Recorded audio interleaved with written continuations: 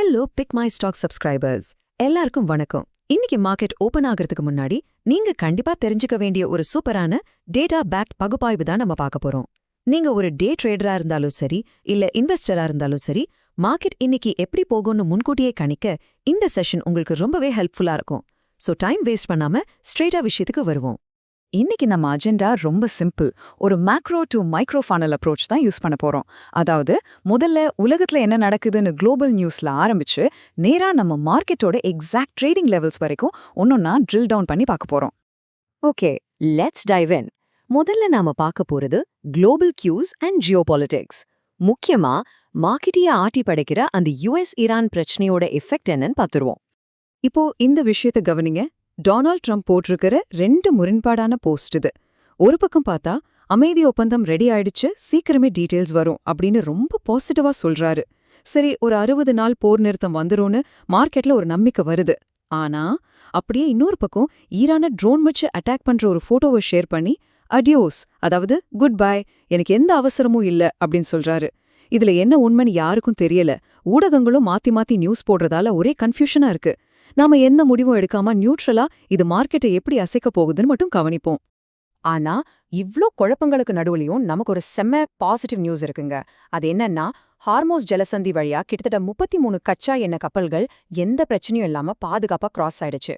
இதனால என்ன ஆச்சுன்னா, பிரெண்ட் க்ரூட் வெல்ல அந்த $100ங்கிற ஒரு பெரிய சைக்காலஜிக்கல் மார்க்கை உடைச்சு இப்போ $98.69 கீழே வந்துருச்சு. க்ரூட் ஆயில் விலை குறையிறது லிட்ரலா நம்ம இந்தியன் மார்க்கெட்க்கு ஒரு பெரிய பூஸ்ட். ரைட். இப்போ உலக நிலவரம் எப்படி நம்ம உள்நாட்டு சந்தைக்குள்ள வருதுன்னு பார்க்கலாம். அடுத்து இன்ஸ்டிடியூஷனல் கேஷ் ஃப்ளோஸ், அதாவது நம்ம எஃப்ஐஐஸ் வர்சஸ் டிஐஐஸ் என்ன பண்றாங்கன்னு செக் பண்ணுவோம். இந்த டேட்டாவை கொஞ்சம் பாருங்க. நம்ம எஃப்ஐஐ, அதாவது வெளிநாட்டு முதலீட்டாளர்கள், வெள்ளிக்கிழமை மட்டும் சுமார் 4500 கோடிக்கும் வாரம் முழுக்க பார்த்தா ஒரு 3500 கோடிக்கும் செல் பண்ணிருக்காங்க. ஆனா அது அப்படியே அசால்ட்டா பேலன்ஸ் பண்ற மாதிரி நம்ம உள்நாட்டு முதலீட்டாளர்கள், அதாவது டிஐஐஸ், வாரம் முழுக்க கிட்டத்தட்ட 17,000 கோடி ரூபாய்க்கு மேல வாங்கி குவிச்சிருக்காங்க. ஆக்சுவலா சொல்லப்போனா டிஐஐகளோட இந்த மாஸ் சப்போர்ட்னால தான் நம்ம மார்க்கெட் எந்த பெரிய சரிவும் இல்லாம ஸ்ட்ராங்கா நிக்குது. இதனாலேயே டாலருக்கு எதிரான நம்ம ரூபாய் மதிப்பும் 95.5 அப்படிங்கிற லெவல்ல நல்லா ஸ்டேபிளா இருக்கு. டெக்னிக்கல்ஸ்குள்ள போறதுக்கு முன்னாடி ஒரு குட்டி அப்டேட் சொல்லிடுறேன். வர ஜூன் 22ல இருந்து சென்செக்ஸ்ல சில ரீபேலன்சிங் மாற்றங்கள் வருது.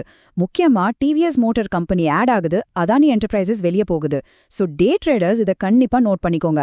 இன்னைக்கு இந்த குறிப்பிட்ட ஸ்டாக்ஸ்ல நல்ல வால்யூம் இருக்கும், எதிர்பாராத மூமெண்ட்ஸ் இருக்கவும் வாய்ப்பு அதிகம். ஓகே, இப்போ மேக்ரோ லெவல்ல இருந்து நம்ம மைக்ரோ லெவலுக்கு வருவோம்.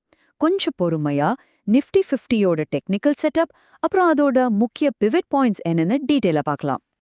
இன்னைக்கான சப்போர்ட் அண்ட் ரெசிஸ்டன்ஸ் லெவல்ஸ் இதுதான், நோட் பண்ணிக்கோங்க. நீங்க பாத்தீங்கன்னா மொமெண்டம் இண்டிகேட்டர்ஸ் எல்லாமே அந்த பேரிஷ் ட்ரெண்டோட வேகம் குறையறத ரொம்ப தெளிவா காட்டுது. டெய்லி சார்ட்ல நிஃப்டி ஒரு ஸ்மால் பாடி புல்லிஷ் கேண்ட்ல ஃபார்ம் பண்ணிருக்கு. சோ இதோட அர்த்தம் என்னன்னா, மார்க்கெட் பெரிய அளவுல எந்த சைடும் போகாம ஒரு குறிப்பிட்ட ரேஞ்ச்குள்ளேயே ரேஞ்ச் பவுண்டா சுத்துறதுக்கான வாய்ப்பு அதிகமா இருக்கு. ஆனா இங்க நீங்க கவனிக்க வேண்டிய மிக முக்கியமான பாயிண்ட் ஒன்னு இருக்கு. நிஃப்டி அந்த 23,800 அப்படிங்கிற 20 நாள் இஎம்ஏவை ஸ்ட்ராங்கா பிரேக் பண்ணி மேல போனா மட்டும்தான் காளைகளுக்கு, அதாவது புல்ஸ்க்கு 24,000 அப்புறம் 24,300 லெவல்ஸை நோக்கி போறதுக்கான ஒரு கான்ஃபிடன்ஸ் கிடைக்கும். அது வரைக்கும் கீழே 23,600ல இருந்து 23,400 வரைக்கும் கன்சாலிடேஷன் சப்போர்ட் அப்படியே தான் இருக்கும். சுருக்கமா சொல்லப்போனா இன்னைக்கு புல்ஸ்க்கு இந்த 23,800 தாண்டது தான் நிஜமாவே ஒரு பெரிய அக்னி பரீட்சை. சரி, அடுத்து பேங்க் நிஃப்டி லெவல்ஸ் எப்படி இருக்குன்னு பாப்போம். நிஃப்டியை விட பேங்க் நிஃப்டி ரொம்பவே அக்ரெசிவா பெர்ஃபார்ம் பண்ணிட்டு இருக்கு. போன செஷன்ல கூட பாத்தீங்கன்னா 1.15% ஏறி நிஃப்டியை அவுட் பெர்ஃபார்ம் பண்ணிருக்கு. பேங்க் நிஃப்டிக்கான எக்ஸாக்ட் ரெசிஸ்டன்ஸ் அண்ட் சப்போர்ட் லெவல்ஸை இங்க பாருங்க.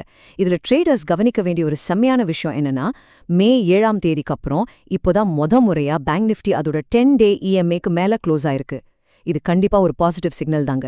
கீழே சப்போர்ட் லெவலான 53,639 ஹோல்டு பண்ற வரைக்கும் பேங்க் நிஃப்டில இந்த ஸ்ட்ரென்த் கண்டினியூ ஆகும்.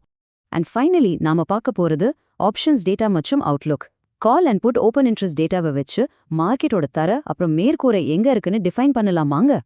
இந்த ஆப்ஷன் செயின் டேட்டா நமக்கு என்ன சொல்லுதுன்னா, 24,000 ஸ்ட்ரைக்ல ரொம்ப ஹெவியான கால் ரைட்டிங் நடந்திருக்கு. ஸோ இது மார்க்கெட்டுக்கு ஒரு ஸ்ட்ராங்கான மேற்கூரை, அதாவது ரெசிஸ்டன்ஸ் மாதிரி ஆக்ட் ஆகும். அதே மாதிரி கீழே பாத்தீங்கன்னா 23,500ல எக்கச்சக்கமான புட் ரைட்டிங். இது மார்க்கெட்டை கீழே விழாம தாங்குற ஒரு ஸ்ட்ராங்கான தரை, அதாவது சப்போர்ட். நிஃப்டி இப்போதைக்கு இந்த ரேஞ்ச்குள்ள தான் டிராவல் ஆக போகுதுங்கிறத இது ரொம்ப பிரில்லியண்டா காட்டுது. இதே பேங்க் நிஃப்டிக்கு பாத்தீங்கன்னா ட்ரேடர்ஸ் வாட்ச் பண்ண வேண்டிய முக்கியமான மேற்கூறே 55,000 ஸ்ட்ரைக் அண்ட் சாலிடான சப்போர்ட் தர 54,000 ஸ்ட்ரைக். இந்த 1000 பாயிண்ட் ரேஞ்சுக்குள்ள தான் பேங்க் நிஃப்டியோட மொத்த ஆட்டமும் இருக்கும்னு இந்த டேட்டா ரொம்ப கிளியரா சொல்லுது. இப்போ மார்க்கெட் மூட் எப்படி இருக்குன்னு ஜஸ்ட் ஒரு கிளான்ஸ் பார்த்துடலாம். நிஃப்டியோட புட்கால் ரேஷியோ PCR 1.08க்கு இன்க்ரீஸ் ஆகியிருக்கு. இதுக்கு என்ன அர்த்தம்னா, ட்ரேடர்ஸ் கால் ஆப்ஷனை விட புட் ஆப்ஷனை தான் அதிகமா செல் பண்றாங்க. இது ஒரு மைல்டான புல்லிஷ் இண்டிகேட்டர். அது மட்டும் இல்லாம மார்க்கெட் வாலட்டிலிட்டியை காட்டுற இந்தியா VIX 17.82 அப்படிங்கிற லெவல்ல ரொம்ப ஸ்டேபிளா இருக்கு. இதுவும் ஒரு பாசிட்டிவான விஷயம்தான். ஓகே, இப்போ பிக் மை ஸ்டாக்ஸ் கம்யூனிட்டி நண்பர்களான உங்களுக்கு ஒரு கேள்வி. என்ன நினைக்கிறீங்க? இன்னைக்கு நிஃப்டி 24,000 உடைச்சு செம்மையா மேல போகுமா, இல்ல அந்த ஈரானோட புவிசார் அரசியல் குழப்பங்கள் நம்ம மார்க்கெட்டையும் கீழே எடுத்துருமா? உங்களோட எக்ஸ்பெக்டேஷன் என்னங்கிறத மறக்காம கமெண்ட்ஸ்ல சொல்லுங்க. அப்புறம் இந்த பகுப்பாய்வு உங்களுக்கு பிடிச்சிருந்தா, யூஸ்ஃபுல்லா இருந்தா ஒரு லைக் தட்டி விடுங்க, உங்க ட்ரேடிங் ஃப்ரெண்ட்ஸ் கூட ஷேர் பண்ணுங்க, அண்ட் நம்ம பிக் மை ஸ்டாக்ஸ் சேனலுக்கு கண்டிப்பா சப்ஸ்கிரைப் பண்ணுங்க. முடிப்பதற்கு முன்னால் ஒரு முக்கியமான செபி டிஸ்க்ளைமர். நாங்க செபில பதிவு செய்யப்பட்ட ஃபினான்ஷியல் அனலிஸ்ட் கிடையாது. இந்த கண்டென்ட் முழுக்க முழுக்க உங்களோட எஜுகேஷனல் பர்பஸுக்காக மட்டுமே. நீங்க எந்த ஒரு இன்வெஸ்ட்மெண்ட் முடிவெடுக்கிறதுக்கு முன்னாடியும் தயவு செஞ்சு உங்களோட பர்சனல் ஃபினான்ஷியல் அட்வைசரை கன்சல்ட் பண்ணிக்கோங்க. Okay, super. இன்னொரு அருமையான மார்க்கெட் பகுப்பாய்வில் சந்திக்கலாம். தேங்க்ஸ்.